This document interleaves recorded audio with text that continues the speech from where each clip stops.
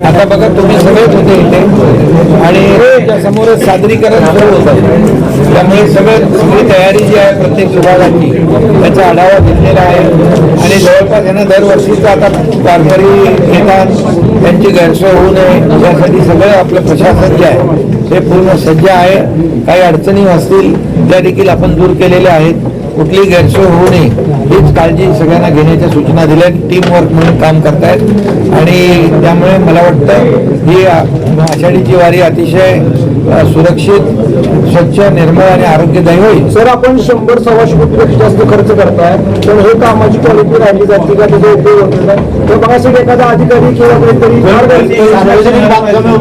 कोणतंही काम असू दे, सरकार मोठा खर्च करतोय पण त्याची एक्सपायरी 15 दिवस राहत नाही. नाही, या बाबतीमध्ये कलेक्टर इकडे आहेत. मी आता तुमच्या समोरच सांगतो, जी काही कामं झालेली आहेत त्याचं ऑडिट केलं पाहिजे आणि त्याचं ऑडिट करून जे काही कामं पैसे आपण दिलेले आहे कामासाठी, त्यामुळे थर्ड पार्टी ऑडिट करू आपण त्याचं आणि त्यामधून इथून पुढे कुठल्याही परिस्थितीमध्ये कुठल्याही निधीचा दुरुपयोग होणार नाही याची काळजी घेऊ. सर, आज आपण पाहणी केली, वारकऱ्यांनी काय नेमक्या प्रतिक्रिया दिल्या?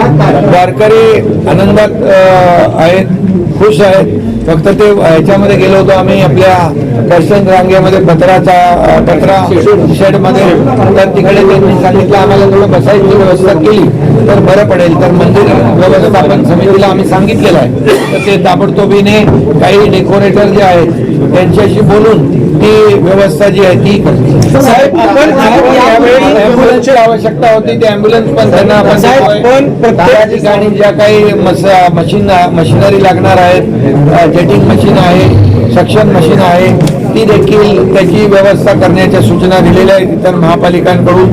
आणि मला वाटतं रस्त्याची व्यवस्था सुस्थितीत असणं, काही खड्डे भरायचे असेल तर RMCने भरायला मी सांगितले PWDला आणि कलेक्टर स्वतः त्याचं मॉनिटरिंग करतील या सगळ्या यंत्रणांचं. त्यामुळे मला वाटतं या ठिकाणी कुठलीही गैरसोय होणार नाही, कारण मागच्या वर्षापेक्षा या वेळेचं नियोजन आणि जे काही त्या नियोजनामध्ये वाढ केलेली आहे, स्वच्छते गर्दी जास्त होईल अशी अपेक्षा आहे आणि त्यामुळे आणखी 300 लोक सुमितला आम्ही वाढवायला सांगितलेले आहेत स्वच्छतेमध्ये. त्यामुळे कुठेही स्वच्छतेमध्ये कॉम्प्रोमाइज होणार नाही. फुटपाथ, रस्ते, आतले गल्लीबोळं, टॉयलेट जे आहेत ते ठेवले, त्यांना व्यवस्थित पाणी फ्लश होतंय की नाही तेही बघण्याच्या सूचना दिलेल्या आहेत. मी स्वतः मोबाईल टॉयलेट पाहणी करून आलेलो आहे, जे स्वच्छ नीटनेटके आहेत. परंतु वारी संपेपर्यंत अशाच प्रकारची स्वच्छता राहिली पाहिजे यासाठी अशा प्रकारच्या सूचना प्रत्येक वेळेस स्वच्छतेवर भर देत आहे. आपण गेली 4-5 वर्ष झालं आपण स्वच्छतेवर भर देत आहे, दिवसेंदिवस त्याच्यामध्ये वाढ होती. पण हा स्वच्छता करणारा एक वर्ग आहे, तो वर्ग गेली 40 वर्ष झाला हक्काची घरं मिळावीत म्हणून संघर्ष करतोय, झगडतोय. त्याच्याकडे कोणाचंही लक्ष जात नाही, फक्त घोषणा होतात. तर आपण एक म्हणजे राज्याला आपण एक संवेदनशील मुख्यमंत्री उपमुख्यमंत्री म्हणून माहिती आहे, तर त्या नेता समाजाला घरं मिळणार आहेत का जो पहाटे उठून ही स्वच्छता? त्याचं नियोजन आपण पुढचा जे पंढरपूर विकास आराखडा जो आहे कॉरिडॉरचा, त्यामध्ये त्यांचा समावेश केलेला आहे. कॉरिडॉरचे बाधित आपल्याला आता मंदिरामध्ये दर्शनानंतर भेटलेले आहेत, त्यांच्यासोबत काय चर्चा झाली, आपण त्यांना काय आश्वासन केलं? एवढीच भावना व्यक्त केली की आम्हाला विश्वासात घेऊन या ठिकाणी कॉरिडॉर करा, लाखो वारकरी येतात, त्यांची गैरसोय होऊ नये यासाठी आमचं देखील सहकार्य बिलकुल मिळेल. आणि त्यांनी एक भेट मीटिंग मागितलेली आहे, तर त्यांना आम्ही कुठलाही प्रकल्प आपलं महायुतीचं सरकार हे सर्वसामान्य जनतेचं सरकार आहे, सर्वसामान्य लोकांचं सरकार आहे. त्यामुळे आम्ही कुठलाही कुणावरही जोर जबरदस्ती करून कुठलाही प्रकल्प रेटून पुढे नेत नाही. आणि मी त्यांना सांगितलेलं आहे की तुमचं विश्वासात घेऊन आपण करू, कारण लाखो वारकरी येतात, वारकऱ्यांची संख्या वाढते. त्यामुळे जे आता आपण आता जागा जी आहे ती अपुरी पडते आणि म्हणून त्यासाठी सहकार्याची आवश्यकता आहे. पण हे करत असताना जे पिढ्यानपिढ्या इथं राहत आहेत, आपला व्यवसाय करतात, त्यांच्यावर देखील कुठलाही अन्याय होणार नाही. यापूर्वी त्यांनी देखील ते आषाढीच्या दिवशी काय ते आंदोलन करत होते, पण त्यांना मी सांगितलं आषाढीची वारी पूजा निर्विघ्नपणे झाली पाहिजे, त्याच्यात तुमचं सहकार्य पाहिजे, तर त्यांनी तो हिशोब साहेब, आरोग्यमंत्री तानाजी सावंत साहेब आरोग्यमंत्री असताना जवळपास 10 ते 12 ठिकाणी आरोग्य शिबिरं घेतली जायची, त्याची संख्या आता कमी झालेली आहे, त्याचा भाविकांना चांगला लाभ होतात. तर ही शिबिर आणखीन वाढवणार आहात का? वाढवून आवश्यकतेनुसार आणखी वाढवू. तानाजीरावांच्या टायमाला मी स्वतः त्यावेळेला आता तुम्ही पडतो आणि कुठे आरोग्यमंत्री महोदय आपल्या टीमला सांगून टाका कुठे आणखी आपल्याला करायचं आहे, ते काय फटाफट तयार होऊन इमिजिएट लगेच चालू करू आपण. यापूर्वी सूचना करून टाकू. 2 ठिकाणी चालू आहे आणि आता गोपाळपुरात 3 ठिकाणी चालू आहे. तुमच्या टायमाला जे चालू होतं मुख्यमंत्री असताना असे 3 आता चालू आहेत. अजून वाढवायची असेल आपण वाढवूया. कमी आहे, भाविकांना ज्या सुविधा मिळत होत्या त्या आता ज्या काही मिळत नाही त्या सगळ्या आरोग्य विभागाच्या माध्यमातून आपण सुरू करू. म्हणून आरोग्य मंत्र्यांना घेऊन आलोय आणि ते अनुभवी आरोग्य मंत्री घेणार होतो. साहेब, यापूर्वी उजनी धरणातून पंढरपूरच्या चंद्रभागा नदीमध्ये 4 पाळ्या सोडल्या जायच्या. मात्र आता सोलापूरची जी समांतर पाईप लाईन जी झालेली आहे त्याच्यामुळे एकच पाळी यावेळेस मिळाली. त्याच्यामुळे भविष्यात उजनी काठचा जो शेतकरी आहे नदीकाठचा तो देखील अडचणीत येणार आहे आणि चंद्रभागेमध्ये देखील भाविकांना पाणी कमी पडणार आहे. उद्या कॉरिडॉर होणार आहे, लाखो लोक येणार आहेत. अशा परिस्थितीमध्ये त्या कॉरिडॉरच्या माध्यमातून सगळं नियोजन जे आहे आपल्या आराखड्यामध्ये आहे, त्यामुळे कुठेही काही कमी होणार नाही याची आपण काळजी घेतो. वारकरी महामंडळ केले, त्यांना वारकरीच नाहीये, वारकरीच नाहीये.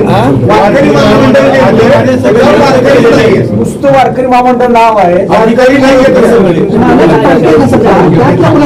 बरं ठीक आहे. त्याच्या बाबतीमध्ये नक्की विचार करू. मुख्यमंत्री मोदी यांची मी स्वतः बोलतो आणि या बाबतीमध्ये आपण मंदिर समितीचं पुनर्गठन कधी होणार आहे? गेली 7 ते 8 वर्ष झालं मंदिर समिती तीच आहे. आता हे आषाढीला तर त्यांना काम करू द्या.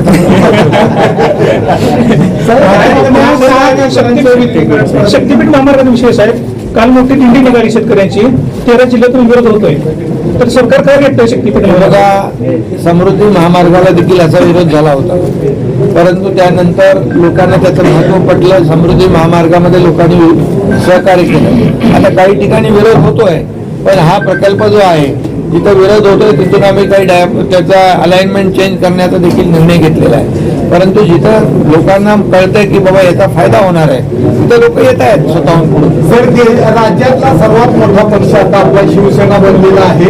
सगळ्यात जास्त खासदार आपल्याकडे आहेत. पुढचं देवाकडे काय आपलं हे बघा, देवाकडं मागणं आम्ही हेच मागतो की बळीराजाला सुखी ठेव, शेतकरी आमचा अन्नदाता आहे, चांगला पाऊस पडू दे, सगळ्यांचं म्हणजे समृद्ध होऊ दे. शेतकरी बळीराजा, कधी पण आम्ही शेतकऱ्यासाठी बळीराजा हा आमचा सगळ्यात महत्वाचा घटक आहे.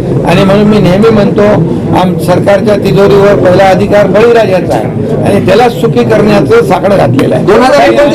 महाराष्ट्रातल्या सर्व जनतेला सुखी करणं, महाराष्ट्राचा विकास भरभराट होऊ द्या अशा प्रकारचं परमेश्वराकडे पांडुरंगाकडे. साहेब, आपण एका बाजूला वारकऱ्यांच्या सेवेसाठी पावसात भिजताय आणि दुसऱ्या बाजूला देवाच्या नावाने, रामरक्षाच्या नावाने आंदोलन केलं जातं. कसा फरक आहे? आपण एका बाजूला पावसात भिजत आज वारकऱ्यांचं संवाद साधला, त्यांच्या अडीअडचणी जाणून घेतल्या.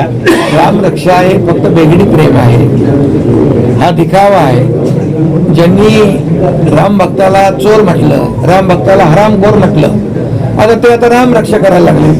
आता त्याने त्यांच्या पक्षाची रक्षा करण्यासाठी ते राम रक्षा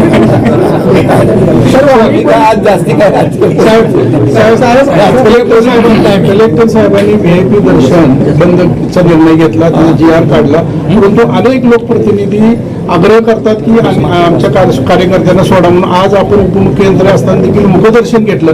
आपला हा दर्श इतर लोकप्रतिनिधी घेतील का? सगळ्यांनी घेतला पाहिजे. मी मगाशीच म्हणालो की इथं VIP आम्ही कोणी नाही, इथला VIP हा पांडुरंगाचा वारकरी आहे. सर, आणि कॅनवाय बंद करा म्हणून मी मगाशी आलो तर आम्ही सांगितलं 4-5 गाड्या सोडा, बाकीला बंद करा.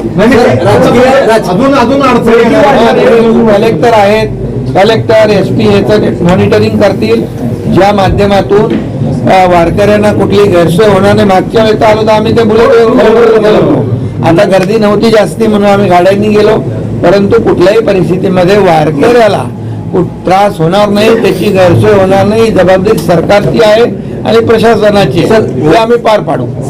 आषाढीला पूजा करायला मला परत तुम्ही अरे बाबा, आता तुम्हाला पांडुरंगाची पूजा करायला आज मी आलो, पांडुरंगाचं दर्शन घेतलं. पण वारकरी जे आहेत हा सगळ्यात महत्वाचा घटक आहे. त्याची गैरसोय होऊ नये त्याच्यासाठी नियोजन योग्य असावं म्हणून मी दरवेळेला येतो, तसं आलेलो आहे. त्यामुळे मी समाधानी आहे आणि पांडुरंगाचं दर्शन झालं याच्यापेक्षा काय आहे? आज तुम्ही मुख्यमंत्री महाराष्ट्राची पूजा करावी, वारकरी अरे बाबा, त्या मागच्या आता कार्तिकी करून पाटील की पवार एकत्र येतात, सगळी पवार ठाकरे एकत्र येत आहेत, चांगली गोष्ट आहे महाराष्ट्रात. ठाकरे